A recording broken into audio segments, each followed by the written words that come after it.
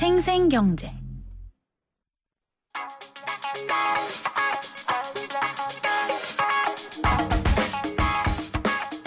안녕하세요. 멜로디경제 대중음악평론가 이대화입니다. 지난 10월 6일에서 8일까지 3일 동안 열렸던 서울국제뮤직페어 뮤콘에서 정말 많은 발언과 이야기들이 쏟아졌는데요. 그중 가장 화제를 모은 건 바로 이 말이 아닌가 싶습니다. 한국의 K-팝 시스템은 서양의 산업혁명 시대에 공장에서 물건을 찍어낸 것과 비교해 볼 수 있을 것. 세계적인 여가수 아델을 키워낸 레이블이죠. 엑셀 레코딩스의 프로듀서 로디 맥도날드가 한 말인데요. 트레이닝과 합숙을 통해 길러져서 소속사에 의해 철저히 통제되는 K-팝 아이돌 시스템을 표현한 말입니다. 전통적인 개념의 예술가를 길러내기보다는 예술가도 상품이라는 생각으로 제품을 만들고 있다는 것이죠. 그는 실제로 이런 발언도 했는데요. 나는 주로 아티스트의 예술적 가치를 충족시키는 것에 포커스를 두는 반면 K-팝은 수익에 중점을 두는 것으로 보인다. 한마디로 K-팝을 주도하고 있는 한국의 아이돌 시스템은 예술보다는 수익에 중점을 둔 공장 같은 제작 방식을 가지고 있다는 것이죠. 하지만 로디 맥도날드가 이것을 무조건 비하나 비판조로 이야기하는 것은 아닙니다. 이렇게 얘기하기도 했습니다. 그러한 K-팝의 구조가 서양에서는 똑같이 적용되기 힘들겠지만 한국에 그런 인프라 시스템이 있기 때문에 싸이와 같은 K-팝 스타가 탄생된 거라고 본다. 뮤콘은 한류의 촉진을 위해서 정부에서 마련한 마케팅 컨퍼런스 쇼케이스 행사입니다.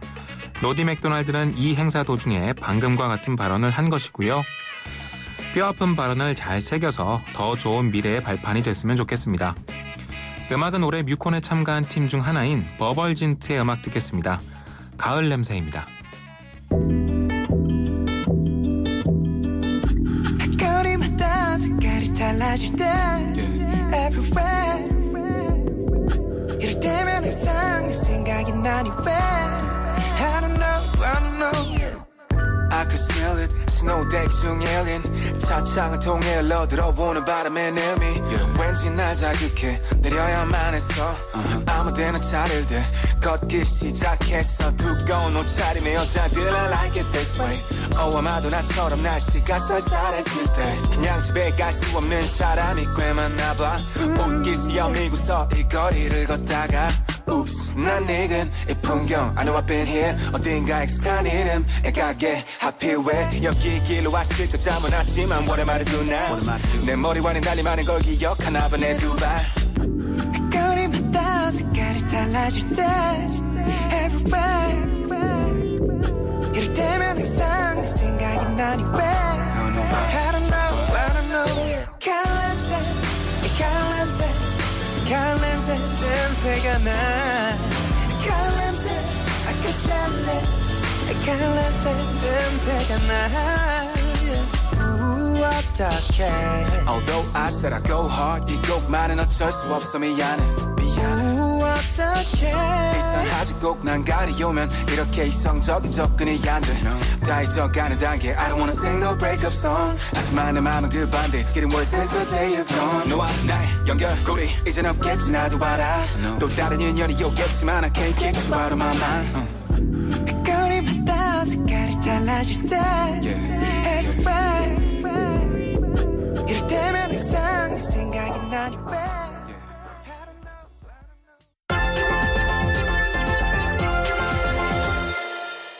김인경의 생생경제.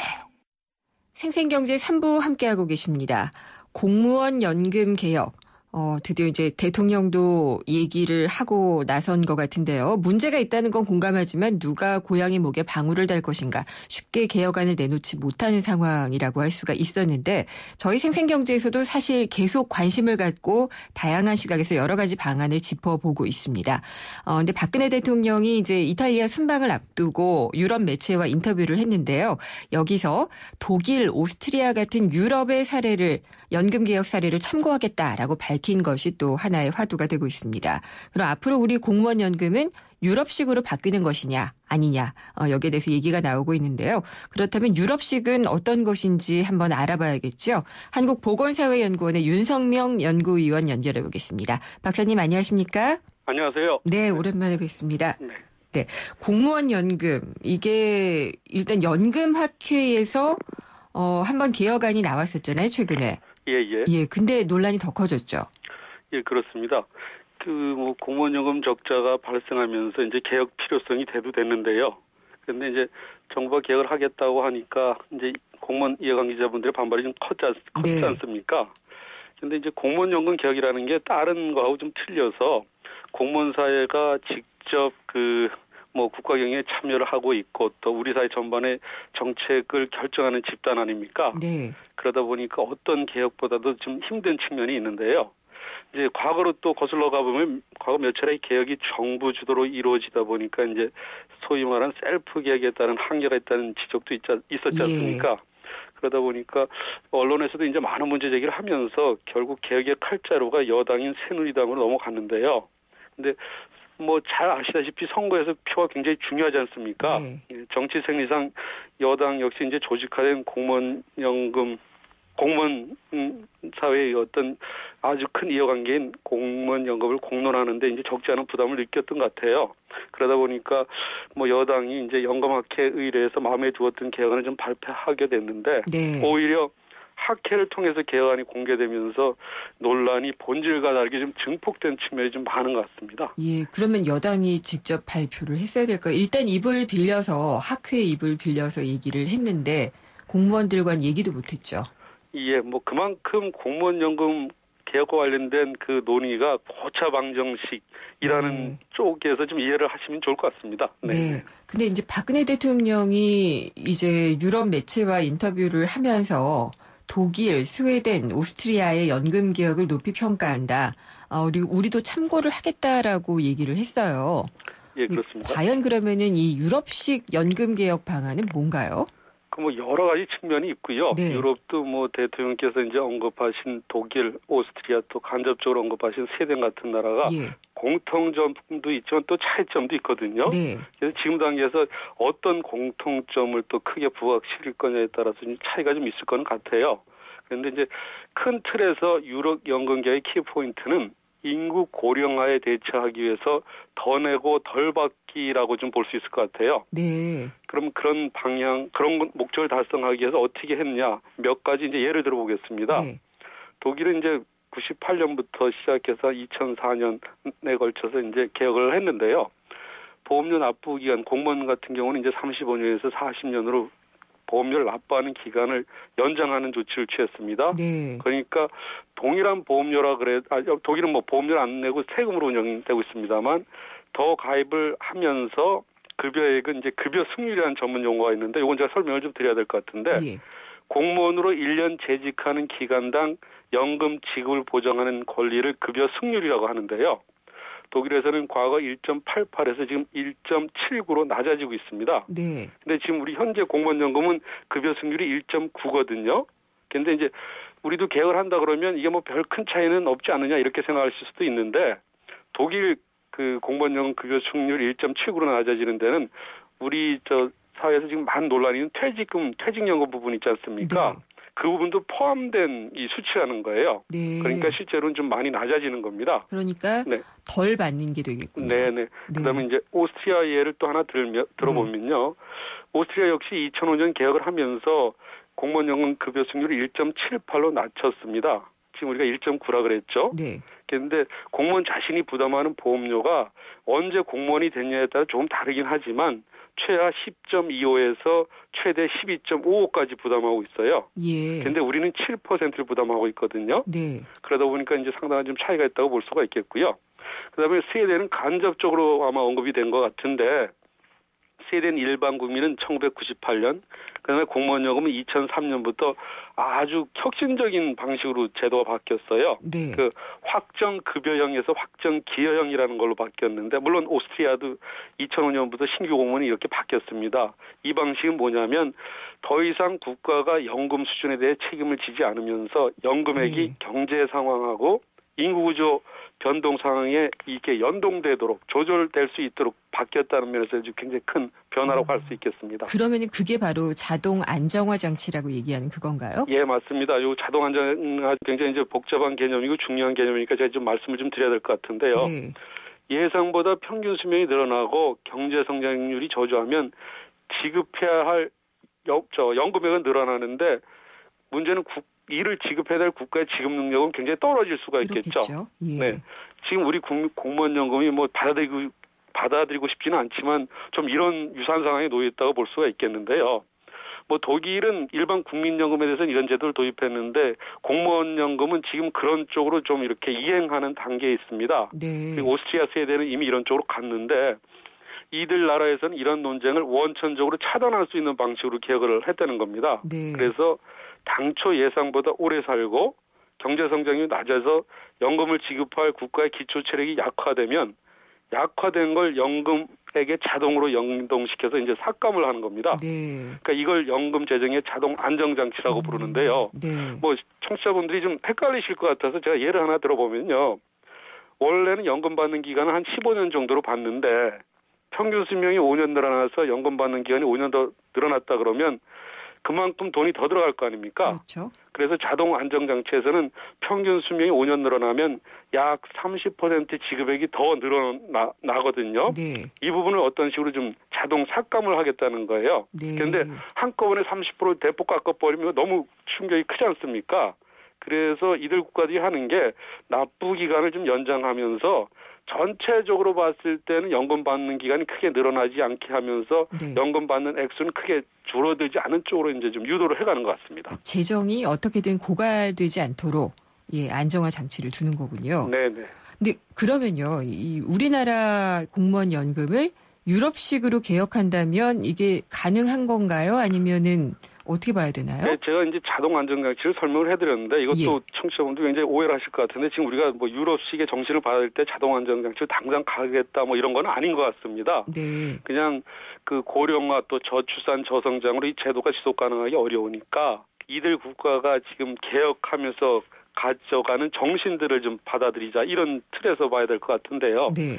일단은 유럽 연금 개혁의 키포인트가 인구 고령화에 대처하기 위해서 더 내고 덜 받기라고 그랬을 때 그런 방향으로 일단 가는 게 좀 중요할 것 같습니다. 네. 그러다 보니까 우리 공무원 연금 같은 경우는 지금 33년 재직하고 나서 33년간 보험료를 납부하고 나서는 재직 기간이 더 늘어나도 그 이후 동안은 보험료를 납부하지 않고 있거든요. 그렇죠. 예, 그래서 이런 부분들이 이제 아무래도 우리 앞으로 정년도 늘어날 거고 평균 수명도 늘어나면 재직 기간도 늘어날 텐데 이런 부분을 좀 손볼 필요가 좀 있지 않나 이제 이런 논의가 이제 제기가 될 것 같아요. 네. 그런데 이제 독일 같은 경우는 예를 보면 우리는 이제 공무원 연금도 33년을 채우는 분들이 뭐 한 50% 지금 이미 수급자 중에서는 그렇다 그러는데 일반 국민들의 지금 연금 가입 기간은 한 15년밖에 안 됩니다. 평균적으로. 네. 그런데 독일 같은 경우는 남성 평균 가입 기간이 이미 35년을 넘어서고 있어요. 그래서 우리가 유럽식의 어떤 연금 개혁을 이제 따라간다 그랬을 때 병행 조치도 좀 있어야 될 것 같습니다. 병행 조치요. 네네. 예. 가입 기간을 지금 우리가 늘리면서 보험료 부담 기간을 좀 늘리려고 그러지 않습니까? 네. 그러려면 아무래도 주된 직장에서 오래 일할 수 있는 어떤 노동시장 여건도 같이 가야 될 것 같다는 거죠. 네. 그래야 안정적으로 보험료를 오래 납부할 수 있을 거 아니겠습니까? 예. 네.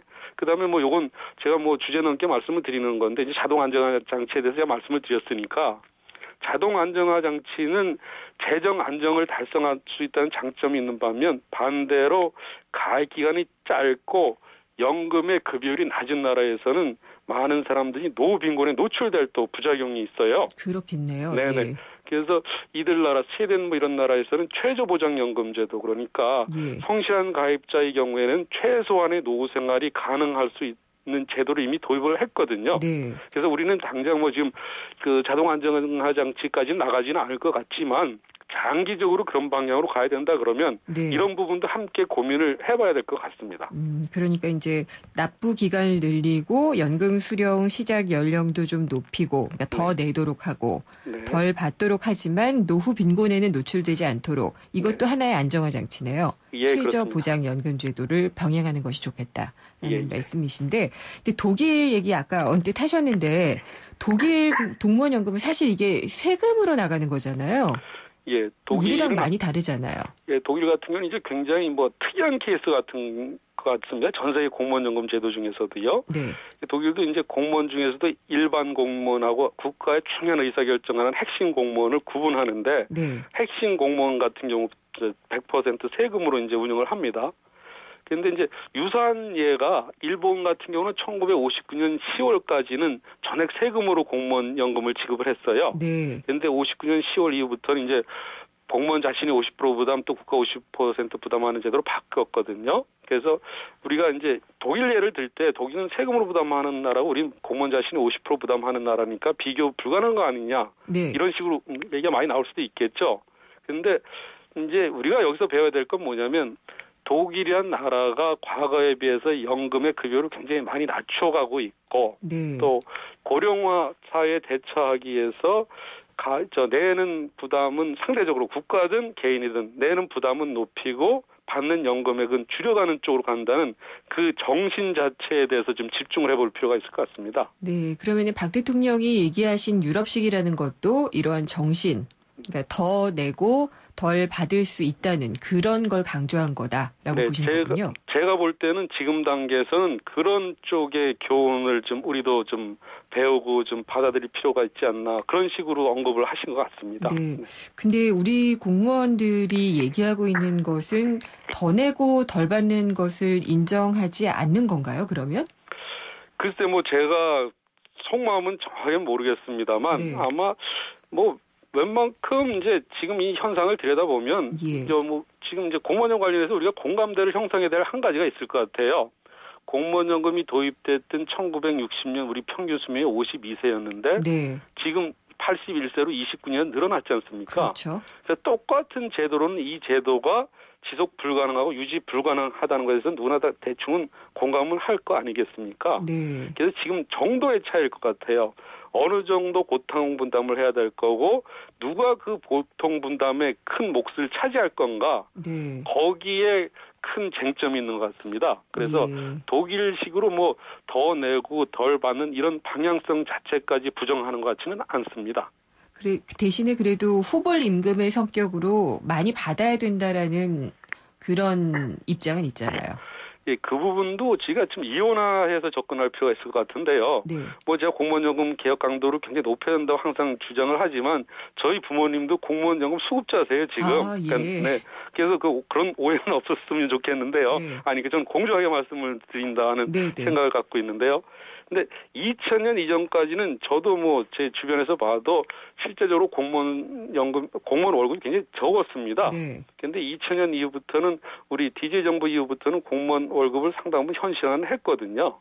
그래서 이런 관점에서 봤을 때 2000년 이전 가입 기간에서는 후불 임금 보상 같은 측면을 좀 강조를 하고요. 네. 2000년 이후 기간에서는 어느 정도 월급이 현실화가 됐으니까 네. 이 부분에 대해서는 이미 기득권을 갖고 있는 부분에 대해서도 이제 재직자나 이런 분들하고 또 새로 들어올 공무원 분들하고 좀 고통을 좀 분담하는 쪽으로 우리가 알겠습니다. 좀 허심탄회하게 예. 생각을 좀 열 필요는 있을 것 같습니다.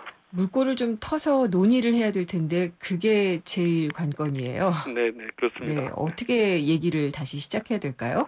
일단은 뭐 지금 공무원 이해관계자들 배제하고 왜 일방적으로 발표했냐 이런 부분에 대해서 네. 공무원 사회에서 굉장히 격앙돼 있는 것 같은데 네. 몇 차례 우리가 개혁을 하면서 또 셀프 개혁이라는 비판도 적지 않았습니까? 그렇죠. 네. 그런 관점에서 또 한번 생각을 해볼 필요는 있을 것 같고요. 그렇다고 네. 뭐 이게 잘했다 뭐 이런 제가 말씀드리려고 그러는 건 아닌데 그렇다면 지금 뭐 일은 이렇게 어차피 터졌는데 어떻게 할 거냐 이런 네. 관점에서 봤을 때 저는 책임지고 개혁을 추진할 수 있는 논의기구를 구성할 필요가 있다고 좀 봅니다. 예.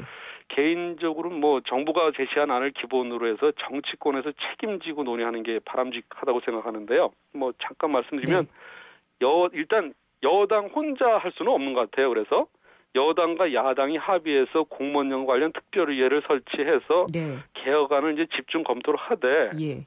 필요할 경우 전문가와 이해관계자의 목소리를 들어서 의견 수렴을 하는 형태로 추진하는 게 네. 책임성과 방향성 측면에서 가시적인 효과를 좀 가져올 수 있을 것 같습니다. 알겠습니다. 필요할 경우가 아니라 전문가와 이해 당사자 얘기는 들어야겠죠. 네. 예, 알겠습니다. 오늘 말씀 잘 들었습니다. 감사합니다. 네, 윤성명 한국보건사회연구원 연구위원과 얘기 나눠봤습니다. 양치를 할 때 톡톡톡 마사지해요. 이 치는 아픈 잇몸에 직접 작용합니다. 잇몸 치료와 양치를 한 번에 닦으면서 치료하는 잇몸약 이치 부채표 동화약품. 네, 잠시 후 생생경제 4부에서는 경제의 이면을 짚어보는 경제뉴스 뒤집기 그리고 생생로펌이 준비가 돼 있습니다. 경제뉴스 뒤집기에서는 최근 대기업 입사 시험들이 있었는데요. 역사 문제가 늘어나고 있다고 합니다. 이유가 무엇인지 한번 짚어보고요.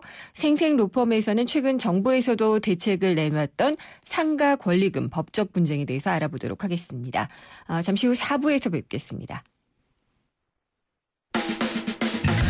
YTN 라디오와 YTN 사이언스가 주최하는 최고의 공연. 아프리카 말라위의 희망을 노래하는 루스빌로 밴드의 내한 공연이 오는 10월 22일부터 24일 저녁 7시 30분 국립극장 하늘극장에서 열립니다. 메조소프라노 김청자 교수의 사랑과 헌신으로 만들어진 기적의 밴드. 아프리카 고유의 리듬과 선율. 그 진한 감동의 순간을 만나세요. 미래를 위한 작은 투자 YTN 라디오 김인경의 생생경제.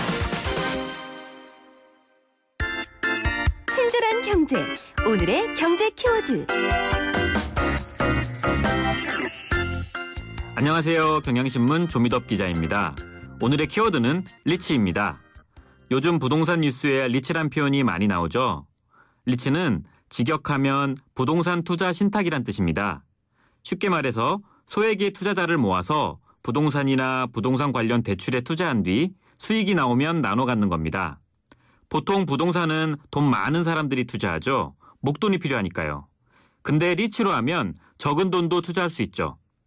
부동산은 주식처럼 갑자기 가격이 크게 떨어지지 않고 임대료 수입도 있다 보니 안정적인 투자처로 관심을 받고 있습니다. 요즘엔 정부가 재정이 부족하다 보니 민간 투자자들의 돈을 모아서 임대주택을 짓는 사업을 하는데요. 그 사업을 주택임대리치라고 합니다.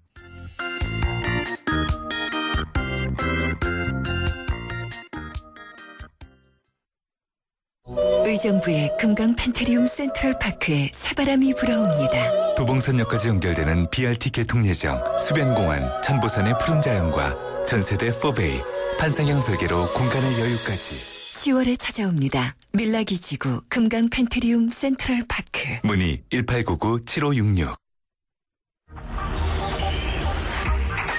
경제 뉴스의 진실과 오류, 그것이 알고 싶다. 경제 뒤집기. 세상의 베이스가 되다 포스코 협찬으로 김윤경의 생생경제 4부 시작하겠습니다. 4부의 시작은 경제뉴스 뒤집기인데요.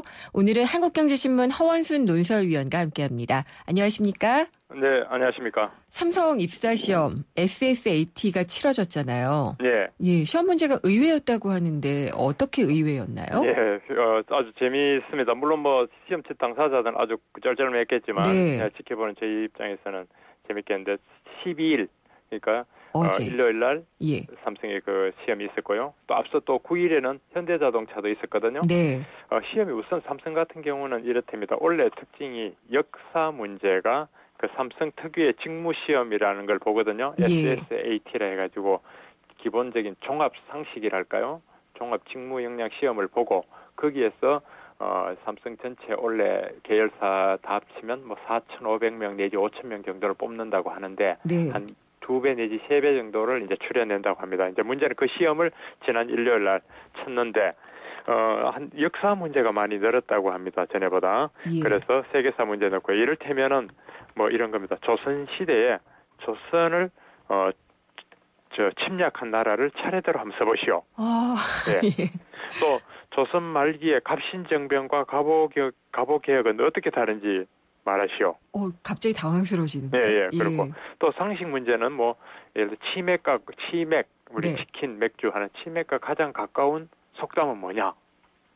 목공 대신 닭이다 이런 데 닭이 나오는 거죠. 그런 걸 정하게끔 네. 뭐 그런 식으로 해서 재밌는 게 많고 또 삼성의 자회사 회사 제품과 기술하고도 알아야 풀 수 있는 예컨대 최근에 나온 갤럭시 노트4가 나왔잖아요. 네. 노트4 그러니까 숫자 4를 가리고 갤럭시 노트 괄로 그다음에 삼성 SDI가 점유율 세계 1위를 잘 차지하고 있는 것은 네. 몇 차 전지다. 우리 2차 전지라고 하잖아요. 예. 그 2. 그다음에 사자성어에서 삼고초려란 말이 있죠. 네. 그 3번 찾아간다. 그 예. 3을 비우고 그래서 갈로 안에 비운 숫자를 다 합치면 얼마냐? 갤럭시 노트 4 4 더하기 시장률 1인 SDI 전자 2차전지 2 더하기 3고 초려 그래서 9 서기 뭐 이런 식으로 그렇죠. 문제가 나오고 딸과 며느리 차이점을 두 컷으로 그림으로 표시하시오. 제일기획 쪽은 뭐 그렇게 그림으로요?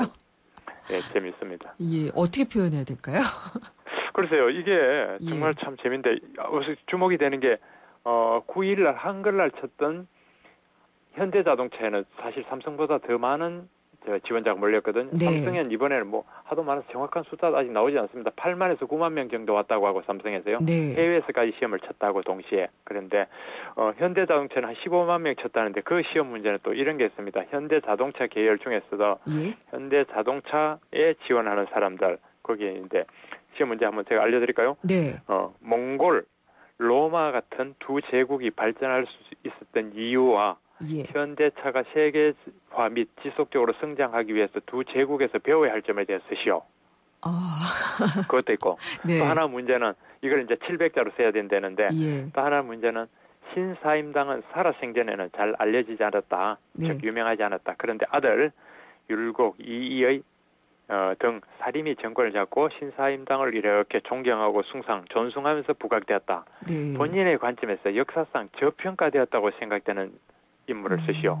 유명한 사람이 아니고 존경하는 사람 쓰라는 게 아니고 역사상 저평가되었다. 예컨대 뭐 저는 얼핏 원균이 생각납니다만 원균이요. 어쨌든 그런 사람 골라서 써보라 하니까 좀 뭐랄까 그 독창성이랄까요. 또 역사적 사실을 기본적으로 알면서 좀 독창성과 여러 가지 보는 그런 시험 문제를 봤다고 하는데 물론 이게 전부는 아닙니다. 이런 문제들이 나왔다는 거고 현대자동차도 그렇고 삼성도 그렇고 그 직무시험은 상식하고 얼마나 그 말하자면 경제 뭐 어떤 현실 역사 이런 걸 아느냐 하는 종합적인 직무시험입니다. 그 가운데 이런 튀는 문제들 현대자동차는 서술하는 서술형 시험 문제가 그런 게 나왔고 삼성은 직무시험에 역사 문제가 원래 더 많이 나서 한 20% 정도 나온 것 같다고 하는데 거기에 이런저런 문제들이 나왔다는 걸 제가 소개해드리는 겁니다. 근데 듣는 저희는 재밌어하고 이거 재치 있는데 뭐 이렇게 생각하지만 수험생들은 얼마나 곤란했을까요? 네, 그래서 속 타는 거죠 사실은. 저희가 했는데 여기 보니까 시험장 그 두 시험장 주변을 취재한 일선 기자들이 써놓은 기사를 제가 꼼꼼히 읽어봤습니다. 제가 직접 그 수험생들을 만나본 건 아니고요. 그래서 이 청년 취업 준비생들인데 이 사람들 하는 얘기가 전부 다 당황스럽다. 이게 갑자기 공부한다고 되는 게 아니더라. 기출문제 구해서 꽤나 풀어보고 했는데 기출문제 본 것도 별로 도움이 안 되더라. 그리고 이거 단기간에 공부한다고 뭐가 될 것 같지가 않고 참 당혹스럽더라. 라는 이런 반응들이 많습니다. 그중에 일부는 뭐 재밌네요. 이런 의견도 있지만 모두 곤혹스러웠던가 봅니다. 그러니까 이 살아생전에 과소평가됐던 역사적 인물을 찾아라. 이런 거는 정말 꼼꼼하게 역사를 알지 않으면은 알기 어려운 부분이고요. 그렇겠죠. 근데 그거는 역사적 사실을 분명히 알고요. 그 다음에는 또 자기 주관이 있어야 그걸 쓰는 겁니다. 평가를 할 수 있어요. 우리가 뭐 김옥규는 뭐 개화에서 뭐 잘못했다. 난 그 사람이 억울하고 저평가됐다고 생각한다. 그럼 그 논리를 잘 받쳐줘야 되거든요. 그걸 정확하게 모르면 이야기가 꼬이고 자기가 무슨 소리를 쓰는지 자기도 모르는 소리 쓰고 나온단 말이죠. 그런데 이게 이제 치는 사람은 현대자동차만 해도 2,500명 정도 뽑나 봅니다. 원래 현대자동차 계열에서. 근데 15만 명이 쳤다고 합니다. 그러니까 웬만큼 써서는 되겠습니까? 근데 현대차가 이렇게 역사 에세이 시험을 보는 이유가 뭘까요? 요게 사실은 현대차만 그런 게 아니고요. 제가 기사 이렇게 쭉 한번 리뷰를 한번 봤더니 원래 좀 특징입니다. 5대 그룹뿐만 아니라 주요 그룹들이 대부분 다 역사를 강화했습니다. 근데 LG 같은 경우도 비슷한 인적성 검사에 한국사를 추가했고요. SK그룹도 인적성 검사에 한국사 문제를 더 추가했고 GS그룹 같은 데는 아예 한국사 시험을 전 계열사를 확대했다 그러고 포스코는 한국사에 대해서 자격증 왜 국사 뭐 인정 자격 있잖아요. 그거 하면 우대해준다 그러고 이런 기업들이 많거든요. 그 제가 짐작할 때는 이 한일 간의 역사 인식을 두고 우리가 좀 이렇게 갈등이 있지 않습니까? 네. 뭐 그런 거라든가 또 중국 같은 경우도 최근 몇 년 사이 역사 동북 공정이다 뭐다 해가지고 역사가 패권주의로 나오고 이런 것들과도 어느 정도 관계가 있지 않겠느냐. 네. 또 뭐 전통적으로 또 역사를 많이 알아야 지혜로운 사람이다 뭐 그런 얘기도 하니까 그런 것들이 반영되지 않았을까 싶습니다. 이게 트렌드처럼 많은 기업들이 원래 역사를 시험 문제 강화하고 이렇게 에세이를 그 말하자면 필다고서 쓰게 하는 그걸 직접 쓰게 하고 이런 걸 봤어요. 네. 역사를 아는 것은 굉장히 중요한데 입사 시험을 위해서 하루아침에 할 수 없기 때문에 인재를 골라내는 측면에서도 사실 채점하기도 어렵겠어요. 그렇습니다. 사실은 이런 것들이 우선 첫째는 수험생들이 굉장히 당혹스러울 거고 네. 지금 채점하는 사람들 무수히 많은 사람들 어떻게 채점할는지 전 예산 문제가 아니다 싶은데요. 10만 명을 어떻게 고사장 배정도 너무너무 힘들었다고 하는데 채점하는 게 쉽지 않은 일일 겁니다. 그러나 어쨌든 이제 공부라는 게 역사도 단순히 뭐 연대기 몇 년도 뭐 있었고 연대기만 외우고 뭐 무슨 왕조 시절 어떤 일이 있었고 이건 별로 바람직하지 않다. 그런 기류도 여기 또 반영된 것도 같습니다. 보면 창의성, 보는 독특한 시각 이런 것들까지 요구한다고 봐야 되니까요. 사실 역사는 그런 면에서 굉장히 중요하고 언론사 시험 문제도 이런 식으로 사실은 나야지 되지 않나라는 생각이 드네요. 아마 원래 시험에 조금이라도 영향을 미치지 않을까요? 꼭 100% 이런 게 뭐 그대로 반영된다고는 몰라도 이런 게 하나의 트렌드가 되면 수험생들은 그 눈여겨봐야 됩니다. 보면 최소한 시험 문제 글이 되거나 아니면 면접을 또 하잖아요. 면접할 때도 또 뭐 역사적인 사실 최근에 역사 갈등 같은 거 어떻게 생각하느냐 이렇게 던질 수 있고 해서 아마 어쨌든 테마로 떠오를 것 같습니다. 이게. 허 의원님 시험 문제 내신다면 역사에서 어떤 문제 내시겠어요? 예, 저희는 뭐 아니 그래도 저희도 사실요. 재미 그 말씀드리기 전에 삼성의 이 SSAT라는 게 이제 많은 사람들이 치거든요. 아주 시험 문제가 괜찮습니다. 괜찮은데 그래서 삼성이 이번에 뽑은 게 삼성의 전 계열사에서 아주 신입 사원부터 뭐 이사 간부까지 차출해서 문제 그걸 출제하게 출제 요원을 했답니다. 그리고 관리하고 했다는데 저희도 사실은 신입 사원 그러니까 기자직 일반직에서 1년에 몇 명씩은 뽑거든요. 그러면 저희 뭐 논술실하고 이렇게 해서 문제를 이렇게 내는데 그 문제를 저희는 이제 풀로 이렇게 한두 사람이 내는 게 아니고 여러 사람이 문제를 내서 풀을 내면은 관리하는 특정 몇 분이 이제 더 간부 저희보다 더 위에 있는 간부들이 이제 그 정리를 하는데 저희는 아무래도 1차적으로 아무래도 경제라든가 경영 돌아가는 현안 이런 거에 대한 인식이 어느 정도 물어보고요. 역사 글쎄 저는 뭐 역사 부분을 별로 생각 안 해봤습니다만 하여튼 건전한 상식과 공부를 평소에 얼마나 했느냐를 어떻게 하면 좀 파악해 볼까 머리를 써야겠죠. 네. 그렇군요. 근데 학교에서 배우는 교과 과정을 보면은요, 국사 이런 부분을 비중 있게 가르치지는 않는 것 같아요. 그게 이제 그래서 그동안 뭐 수능이 안 나온다 해서 안 하고 하다가 최근에 이제 다시 뭐 몇 년 후부터 수능의 의무로 하기로 하고 박근혜 정부가 하기로 했고요. 뭐 그런 것도 있는데 제가 보니까 의무화 이거 아니고도 문제지만 국사 교과서 너무 딱딱해 보면 너무 딱딱해가지고 예전식으로 우리가 30년 전에 했던 물론 역사가 변하지는 않겠죠. 역사의 사실은 그대로지만 교과서 방식이 30년 전이나 똑같이 그렇게 해서는 안 되고 나열을 팩트는 최소한 적게 하고 학생들 하여금 좀 상상을 하게끔 하고 생각을 하게끔 하고 그때는 정말로 어떻게 살았을까 어떤 문제를 고민했을까 그에 나온 게 이 사실일까 이런 것들을 좀 생각을 많이 하니까 학교에서 유도를 해줘야 됩니다. 그렇지 않으면은 지금 이런 시험장에 가서 학교 원망하고 국사 선생님 원망하고 엉터리로 됐다고 많이 하지 않을까요? 책 읽을 시간도 없고. 그것도 문제죠. 알겠습니다. 오늘 말씀 잘 들었습니다. 감사합니다. 허원수의 한국경제신문 논설위원이었습니다. 생생경제를 다양하게 만나는 방법. YTN 라디오 앱 예스와 YTN 라디오 웹사이트, 팟캐스트를 통해서 실시간 청취와 다시 듣기가 가능합니다. 언제 어디서나 손쉽게 만날 수 있는 생생경제. 참 좋다.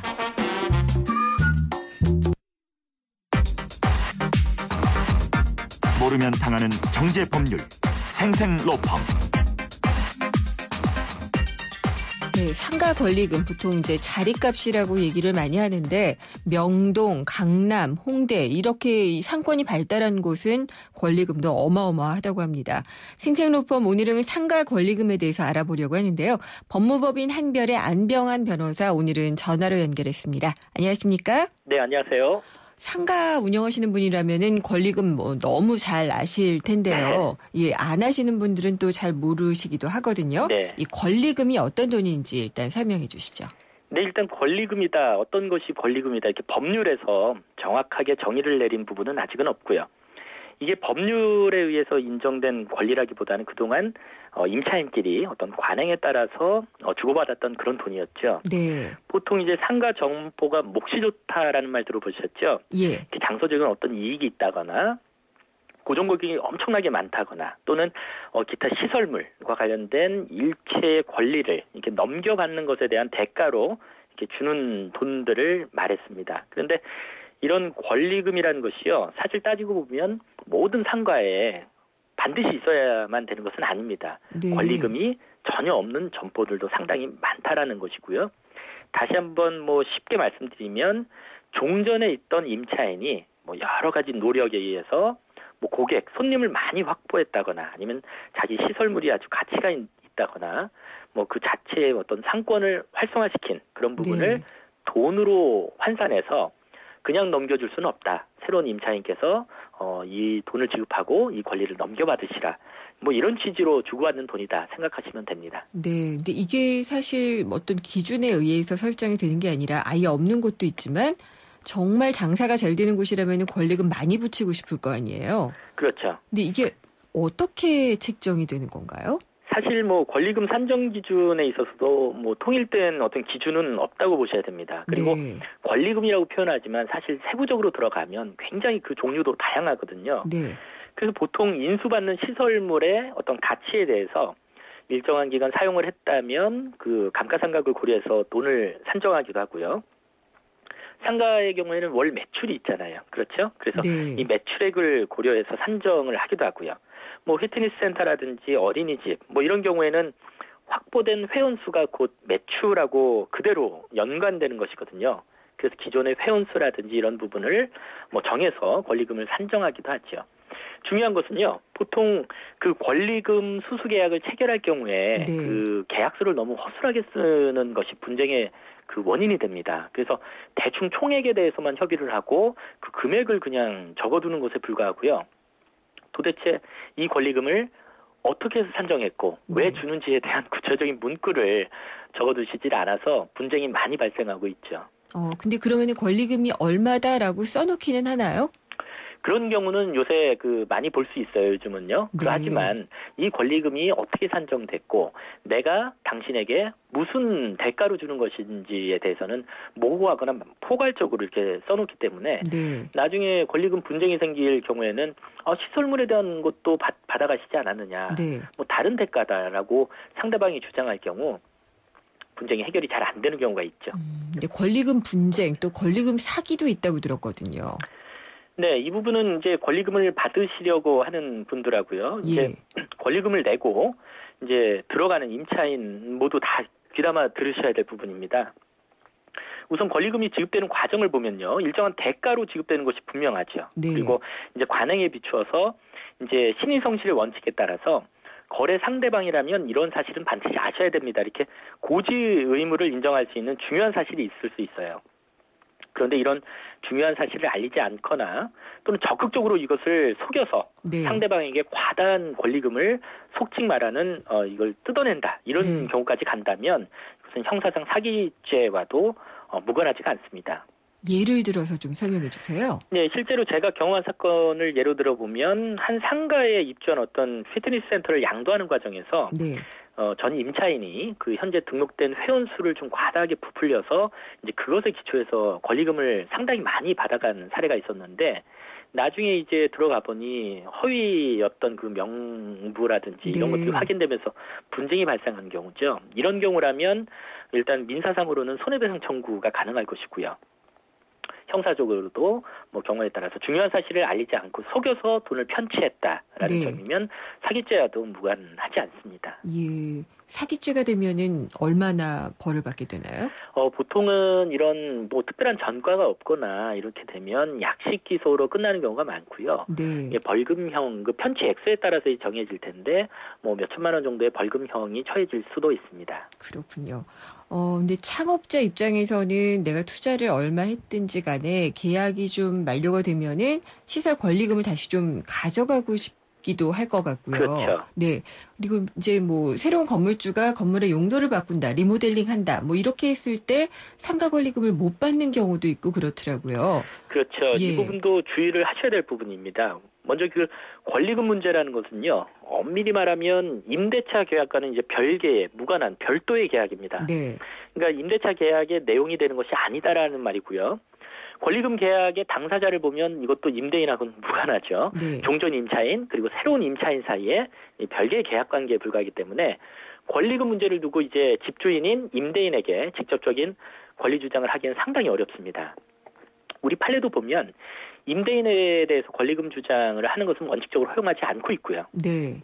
아주 예외적인 경우에 한해서 일부를 보호해 줄 수 있다는 정도로 판단하는 것이 대부분인데요. 네. 따라서 그 권리금에 대한 보호를 내용으로 하는 특별법 등이 지금 논의는 되고 있습니다만 이것이 시행되지 않는 한 현 상황에서는 계약 당사자들이 계약을 잘 하셔야 되고 이 부분을 꼼꼼하게 챙기셔서 만일 발생할지 모르는 분쟁을 미연에 방지하시는 것이 좋습니다. 판례에서 그러면은 예외적으로 임대인에 대한 권리금 주장을 인정해준 사례가 있다고 하셨는데요. 네. 그건 어떤 경우였나요?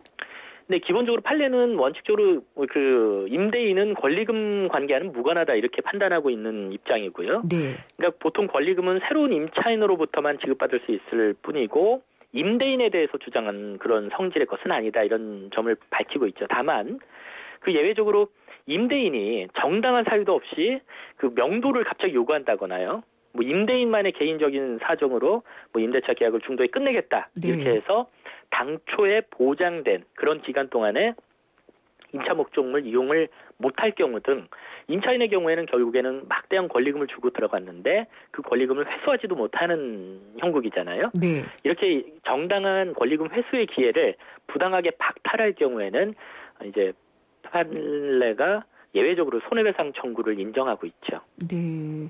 근데 이제 이 권리금이라는 게 기본적으로는 임차인들끼리 거래되는 것이기는 하지만 어쨌든 건물 주인과 사전에 좀 정확히 짚어야 될 부분들도 있을 것 같아요.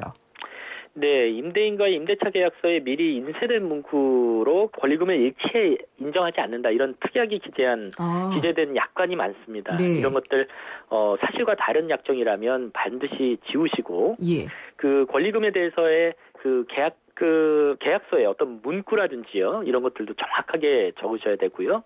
권리금이 1억이다, 5천만 원이다 이렇게 총액에 대해서만 적지 마시고 왜 5천만 원을 주는지 네. 시설 부분은 얼마로 산정해서 내가 지급받는 거고 나머지는 매출에 근거해서 지급받는다 이렇게 구체적으로 적어두시는 것이 좋죠. 네. 그리고 또 최근에 이제 정부에서는 이 상가 권리금을 법적으로 좀 명확하게 보호해줄 필요가 있다라는 그런 차원에서 관련법을 개정하겠다라고 또 밝혔잖아요. 네, 이제 그동안 이제 법의 사각지대다 이렇게들 논란이 좀 많았죠. 이 권리금 문제를 이제 상가임대차 보호법이라고 많이 들어보셨을 텐데요. 이 법을 개정하면서 권리금 부분도 포함해서 이제 보호를 하겠다 이렇게 정부가 발표를 했고 이런 내용들이 일부 언론을 통해서 이제 보도가 된 상황이죠. 뭐 주된 내용을 보면 건물주가 바뀌어도 뭐 모든 그 상가 세입자들은 한 5년 정도 기간 동안은 계약 기간을 보장받게 하자. 그래서 이 기간 동안 그 영업을 잘해서 권리금 부분을 회수할 수 있는 충분한 기간을 주자 이런 취지가 있고요. 그다음에 뭐 계약 기간이 끝나는 시점을 기준으로 해서 일정한 기간 안에 만약에 새로운 세입자를 구해오면 그 임대인 집주인의 입장에서는 계약 체결을 뭐 거부할 수 없도록 만들고 만약 이것을 거부한다면 뭐 손해배상 책임을 묻겠다 뭐 이런 취지의 논의도 포함되고 있죠. 그 외에도 뭐 권리금 내용도 포함된 임대차 표준계약서를 마련해서 널리 사용하도록 권장하겠다 이런 취지도 있고요. 네. 권리금 분쟁조정위원회에 대한 어떤 설치 법적 근거를 마련해서 뭐 임차인들 사이의 분쟁이라든지 이런 부분을 뭐 적은 비용으로 해결할 수 있도록 이렇게 하겠다는 방안도 있습니다. 하지만 실효성이라든지요, 아니면 시장의 지금 현실을 적절히 반영한 것이냐, 또는 법 시행 전후 단계를 두고 오히려 불이익을 받는 임차인들이 양산될 수 있다는 등 여러 가지 우려의 목소리도 있기 때문에 법안을 심사하는 단계에서 신중을 기하셔야 되고 네. 이 법이 정말로 구색만 맞추는 것이 아니라 실질적으로 임차인들을 보호할 수 있는 그런 기능을 가질 수 있는지 이 부분을 아주 심각하게 고민해야 될 상황입니다. 네, 오늘 말씀 감사합니다. 잘 들었습니다. 네, 감사합니다. 법무법인 한별의 안병환 변호사였습니다. 나이 들수록 매력을 더해가는 남자. 그러나 점점 더 시들기만 한다는 여자의 운명. 전 믿지 않아요.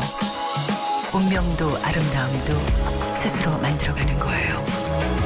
그렇게 운명을 바꾸다. SK2. 네, 김은경의 생생경제 오늘 준비한 순서는 여기까지입니다. 오늘 했던 얘기들 다시 들으실 것들 많습니다. 생생경제 홈페이지 그리고 팟캐스트, 스마트폰 애플리케이션 예스를 통해서 방송된 내용을 다시 들어보실 수 있고요. 조금만 기다리시면은 인터뷰 내용이 전문으로 홈페이지에 올라옵니다. 또 생생경제 SNS에서 친구가 되어주시면은 더 많은 소식 전해 들으실 수 있는데요. 트위터는 YTN_이코노미, 페이스북은 YTN 라디오 이코노미입니다. 저는 다음 시간에 찾아뵙겠습니다. 김은경이었습니다.